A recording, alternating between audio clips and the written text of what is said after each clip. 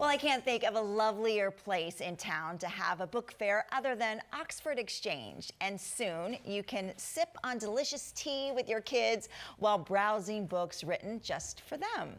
Here to tell us about the 11th Annual Children's Book Fair is Tina Jackson from Oxford Exchange. Along with 3 authors involved, we have Kristen Bashara, Kristen Lee, and Sonia Lawson. So welcome to all of you. I love this, that you guys are all here, 3 local authors. So welcome to the show. Thank you. Okay, so I want to start with you and tell me a little bit about this book fair. You've been doing it for several years, Yes, right? we have been doing it for over 10 years, and it has just grown massively. We used to do it all in one, like the adult book fair and the children's book fair, but it's grown so big, so we separated. So we have 2 dates now. Okay. The children's book fair will be on July 20th, which is coming up very soon, this Saturday. I was going to say, when is the 20th? That's yeah, Saturday. Oh, that is. Okay, that is very soon. And there are over 50 authors this year. So we are utilizing the entire building. Wow. I mean, there will be scavenger hunts and nice collective reading and just fun things for the children. And we get to just highlight our local authors and connect them with the community. So that's what it's about. I love this, and this is a free event to come. Yeah. And there's going to be, like you mentioned, scavenger hunts, and you can actually talk to the authors about their books, correct? Absolutely, yes. You can talk to the authors, you can meet them, you can find out what their stories are and why they're why. So that's why we love it. It's a great event to connect with.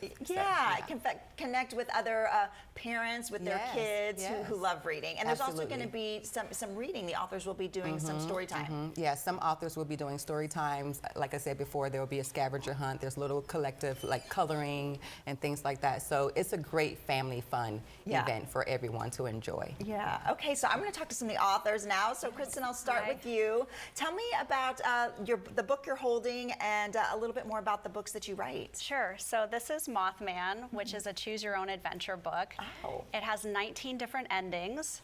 So I don't know if you're familiar with these books. I am, but kind of talk me through it again for people who may not be familiar. Yeah. So they've been around since the late 70s. Yeah. So it's great because they're sort of generational, grandparents, parents. There's a level of nostalgia with these books. But the premise is you read a bit and then you have to make a choice about what to do next. So like, for example, if you're in a creepy castle, you decide, do I want to go into the basement to explore? Do I want to go into the attic to explore? And that will take you to a different page turn. Right. So you go to page 10 for this, page 15 for that. So the story branches in multiple directions. So that's how you end up with all of these different endings. So it's very interactive, and kids love it because it's sort of gamified. Yeah. So like if you end up at a point that you're not crazy about, because there are some dangerous paths, you can just go back and sort of hit the reset button and try a different way. So you can read it over and over again with different outcomes. Wow, that's fascinating. Were you drawn to those books as a child? I loved these books when I was a kid. Yeah, so it is such a thrill that I am writing them now. I can't tell you, it's like my childhood dream come true. Right, and was this a first book? Like, where does this fall in your line of So books? this is my 3rd book. My first 2 books are young adult. This is my first middle grade book, and it's my first book with Choose Co., which is the Choose Your Own Adventure line. Yeah, that's fascinating. Okay, so let's talk with you, Kristen. So tell me about your books. Yeah, so this is Brudders. The Brudders series is about a little bear named Brudders, and he's just like a child. So he's going on these new adventures, and he's learning how to overcome obstacles for the first time. So each book has a really, really enchanting world to go into, but they have a really nice, meaningful life lesson to them. Our goal with this was, right now in this world, as there's so much outside influence that kind of creeps into our lives, we feel like it's critical right now to give kids, to help kids build kids up from the inside out, to really build that confidence and love from within first. So as they tackle these new things, they feel more equipped and more empowered. Yeah, what are some of the titles there? Yeah, so this is our newest one, Brudders Learns the Power of Confidence. We have The Joy of Saying Thank You in the middle, and then our first one in the series was Brudders Learns How to Make Friends. Oh, I love that. How did you get into writing?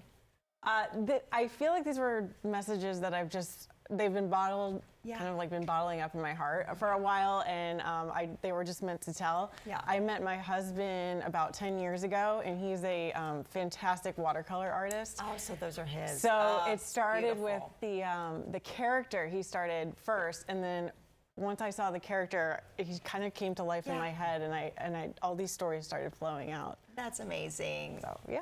Okay, so Sonia, what about you? Tell me about your books. Oh, good morning. Well, this is the Little Ola series, and Little Ola is all about life skills.